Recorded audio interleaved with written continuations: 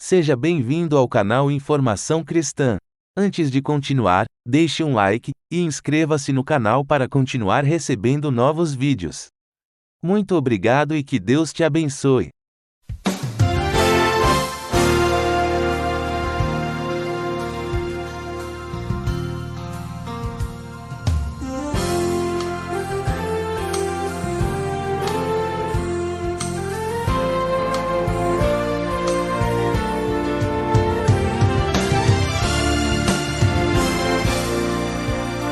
Muitas pessoas têm tido seus sonhos destruídos pela falta de confiança absoluta em Deus. A Bíblia está repleta de exemplos de grandes sonhos cumpridos para a glória de Deus. Encontro com a Palavra é um programa escrito pelo Dr. Dick Woodward e narrado por Pastor Edson Bruno. Ouça e descubra verdades que lhe ajudarão no seu dia a dia. Com você, Pastor Edson Bruno.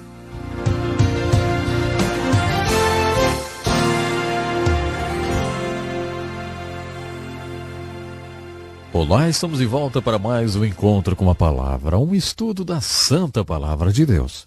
Em nosso último encontro estudamos alguns casos de homens de Deus que tiveram um esgotamento. Vimos o exemplo de Moisés no livro de Números e há tantos outros cujas histórias estão nos livros do Velho Testamento. Homens que chegaram ao ponto de desejar que Deus lhes tirasse a vida. Tiramos uma lição para a nossa vida com o livro de Números e com o exemplo de outras pessoas da Bíblia que tiveram um esgotamento nervoso. É isso mesmo. Quando homens de Deus sentem-se esgotados, oram pedindo o que não devem. Por exemplo, que Deus lhes tire a vida. Mas porque eles têm um coração correto diante de Deus, Deus lhes dá uma resposta correta. No capítulo 8 do livro de Romanos, o apóstolo Paulo registrou um texto muito profundo. Ele disse que não oramos o suficiente porque não conhecemos a vontade de Deus. Sabemos que se orarmos segundo a vontade de Deus, receberemos aquilo que pedimos. Mas o problema é que na maioria das vezes não fazemos a mínima ideia de qual seja a vontade do nosso Deus. Por isso não oramos. Em Romanos capítulo 8, versos 26 a 28, Paulo afirma que devemos orar mesmo que oremos errado. Se você orar errado, mas o seu coração estiver correto diante de Deus, o Espírito Santo que habita em você e conhece a vontade de Deus, intercederá por você, de acordo com a vontade de Deus. Em outras palavras, se você orar errado e seu coração estiver correto diante de Deus, Deus dará a você o que é certo, mesmo que você não saiba o que é e como orar. Parece que funciona assim. Se o seu coração está correto diante de Deus, não tem como você não ser respondido. Mesmo que você diga, Deus me mate, estou deprimido, quero deitar e morrer. Deus não vai matar você, mas vai dar aquilo que você realmente precisa. No caso de Moisés, ele deu 70 homens para o ajudarem. Deus respondeu mais ou menos assim. Você acha que você tem que fazer tudo sozinho? Olha, Moisés, isso é um trabalho em equipe. Você precisa convocar mais pessoas do povo para ajudá-lo. Arrume 70 homens e traga-os ao tabernáculo. Eu porei neles o mesmo Espírito que está em você. Isso não quer dizer que Deus tirou a liderança de Moisés. Significa que Deus dividiu a responsabilidade da liderança. Ele ordenou que Moisés repartisse essa responsabilidade com outras pessoas. Ele ungiu 70 homens. O sogro de Moisés já tinha sugerido que ele fizesse isso lá no capítulo 18 de Êxodo. Aparentemente, Moisés implementou a ideia quando Deus mostrou que isso era a ideia dele e não do seu sogro, que não pertencia ao povo escolhido de Deus. Elias, você lembra? Orou falando que queria morrer. Deus respondeu, Elias, você anda negligenciando a manutenção do seu templo, o seu corpo. Agora, deite-se aqui e durma um pouquinho. Então Deus fez cair um profundo sono sobre Elias e quando estava no meio do sono, Deus o despertou e disse, coma alguma coisa agora. A comida tinha sido providenciada sobrenaturalmente e Elias comeu. Depois Deus disse, agora volte a dormir um pouco mais. As Escrituras dizem que quando Elias acordou do seu segundo sono, a energia que Elias ganhou com aquela carne durou 40 dias. Será que você, líder, não está precisando dormir um pouquinho mais. Olha, pense nisso, viu? Bom, se você ler todo o esforço físico que Elias fez quando desafiou os profetas de Baal, perceberá que ele estava esgotado fisicamente. Um dos versículos sobre restauração mais importantes da Bíblia é o Salmo 23 e verso 3, em que Davi diz: restaura-me o vigor, guia-me nas veredas da justiça por amor do seu nome. Quando negligencio o meu corpo ou meu espírito e fico esgotado, tenho que passar por uma restauração. Em Números capítulo 11, Moisés foi a Deus esgotado, sem forças. Deus disse: você precisa que sua alma seja restaurada, Moisés. Vou mostrar a você como fazer isso. Mostrarei alguns caminhos de justiça. Quero que você ande nesses caminhos de justiça durante 5 anos. Os caminhos de justiça o levarão à restauração. É assim que Deus restaura o seu povo quando está esgotado. Não é como macarrão instantâneo, ou café instantâneo, ou chá instantâneo. Vivemos num mundo muito impaciente, não é mesmo? Queremos tudo instantaneamente. Deus não nos dá as coisas de maneira instantânea. Pode ser que Ele nos dê algumas coisas instantaneamente, mas a restauração que vemos na vida de Moisés é muito prática. Deus disse: mostrarei os caminhos de justiça que restaura a sua alma. Reúna 70 homens para ajudar você. Divida a carga, Moisés. Vamos dar uma organizada por aqui. Vamos nomear algumas pessoas e delegar tarefas a elas. Tão prático como a receita que ele deu a Elias. O que chama minha atenção é pensar que um homem tão importante quanto Moisés também pecava e chegava ao seu limite. Chegava ao seu limite, isso mesmo. Sabe que isso me consola até? Eu não sei quanto a você, mas consola-me quando vejo essas características tão humanas nos personagens da Bíblia. Faz-me bem ver que eram seres humanos comuns como eu. Assim não me sinto um caso perdido, não. Muitas pessoas pensam que quando nos convertemos, deixamos de ser humanos. Por isso acho importante que a Bíblia aponte as características humanas de seus personagens. Eles não são personagens mitológicos. São pessoas comuns, são tão humanos quanto você e eu. Mas acontece que eram seres humanos controlados pelo Espírito Santo de Deus. Por isso podiam fazer tudo o que fizeram. Gostaria de chamar a atenção para uma outra coisa no livro de Números. No capítulo 22 lemos a história da jumenta de um profeta. Você lembra? Deus queria fazer algo naquela ocasião, mas não encontrava um homem que o enxergasse, ouvisse e fizesse aquilo que ele queria. Deus tinha uma mensagem para dar e não encontrava um homem que falasse por ele. Sendo assim, Deus encontrou um burro que o enxergava e foi através dele que Deus falou. Lembram? Através da jumenta de Balaão. Quando eu estava fazendo o seminário, tive sérios problemas teológicos. Eu tinha uma questão martelando a minha cabeça e tinha dúvidas quanto à inspiração das Escrituras. Um dos meus maiores problemas era essa história de Números 22. Por alguma razão eu fiquei fixado nessa história.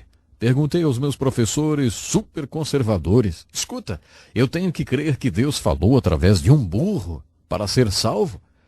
Eu não sei por que a fixação nessa pergunta, mas eles ficaram realmente preocupados comigo e começaram a fazer reuniões de oração, porque eu tinha feito aquela pergunta.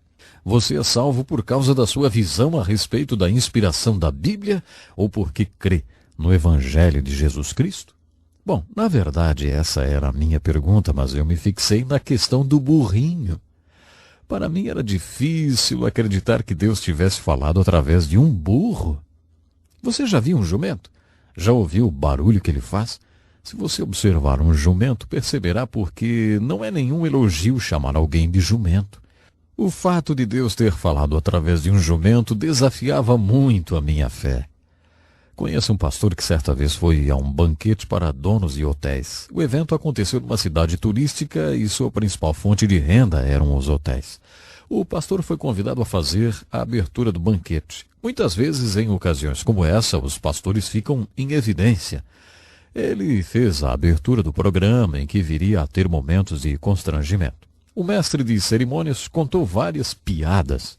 Toda vez que ele contava uma de suas piadas, as pessoas olhavam para o pastor se perguntando o que ele tinha achado. O pastor não sabia como reagir. Todos sabiam que ele era um pastor. Será que ele deveria rir das piadas? Ele não estava confortável com aquela situação. Será que ele deveria demonstrar que não estava gostando daquela história? Como é que ele deveria reagir, hein? Foi então que lhe veio esse pensamento. Como Jesus reagiria? Através das Escrituras, ele sabia que Jesus gostava de reuniões como aquela. Jesus participou de banquetes com publicanos e pecadores. Ele não era contra festas, contra reuniões e festivais. Ele ia nesse tipo de evento. As pessoas gostavam da sua presença. O pastor ficou pensando em como Jesus reagiria. Foi então que orou. Senhor, como é que o Senhor iria lidar com essa situação, hein? Nesse momento que teve a revelação de que Jesus os amava, então lhe ocorreu. Será que amo essas pessoas? Será que elas sabem que eu as amo de verdade? Ele estava sentado em frente ao prefeito da cidade.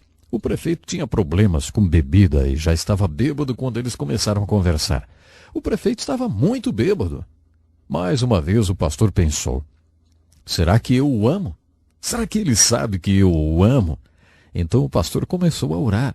Senhor, dê-me algum tipo de abertura para que eu possa mostrar a esse homem que realmente o amo.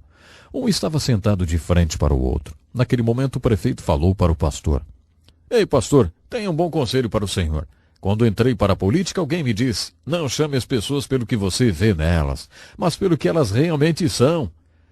O pastor respondeu, prefeito, muito obrigado pelo seu conselho. Na verdade, acho que ele é tão bom que farei um sermão sobre ele. Não chame as pessoas pelo que você vê nelas, mas pelo que elas realmente são. O prefeito respondeu, se você fizer um sermão baseado nesse conselho, eu vou à sua igreja para lhe ouvir. É só dizer para minha secretária quando será e eu estarei lá. O pastor ficou impressionado com o que tinha ouvido. Foi então que lhe ocorreu um pensamento. Ele falou para o prefeito. Sabe, prefeito, hoje o senhor solucionou uma dúvida teológica que eu tinha há anos. Ele disse, ah, é? E como assim? O pastor disse, quando eu estava no seminário era difícil para mim acreditar que Deus pudesse falar através de um jumento, mas agora ele falou comigo através do Senhor. O senhor acabou de solucionar uma grande dúvida para mim. O prefeito achou aquilo incrível e caiu na gargalhada. Prometeu que iria ouvir o pastor pregar aquele sermão. E foi mesmo. O título do sermão era Chame-os pelo que realmente são. O pastor acha que naquela noite teve uma revelação em relação a Números 22. E ao prefeito daquela cidadezinha, ele deve alguma coisa. A revelação foi a seguinte. De onde tiramos essa ideia que Deus usa apenas super crentes? Que Deus só faz super coisas através de super santos?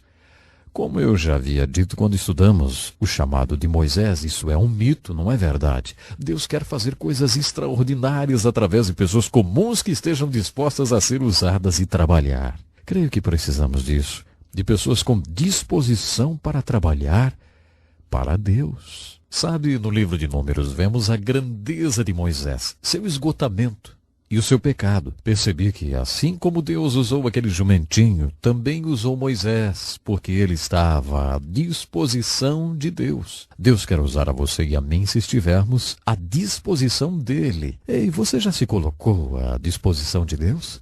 Se ainda não, faça-o agora. Deus quer lhe usar para fazer coisas extraordinárias. Até o nosso próximo programa. Que lição importantíssima. Obrigado, pastor Edson Bruno. Prezado ouvinte, coloque em prática o que você ouviu aqui.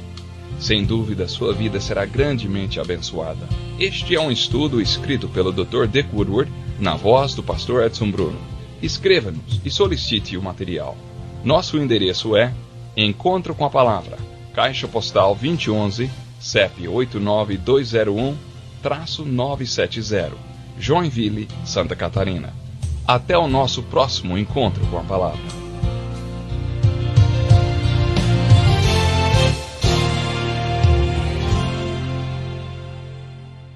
Obrigado por ter assistido um vídeo do nosso canal Informação Cristã. Esperamos que ele tenha edificado a sua vida e também da sua família. Pedimos que por favor se inscreva no nosso canal, dê um like e compartilhe esse vídeo para o maior número de pessoas, para que elas também sejam edificadas e alcançadas pela palavra do nosso Deus.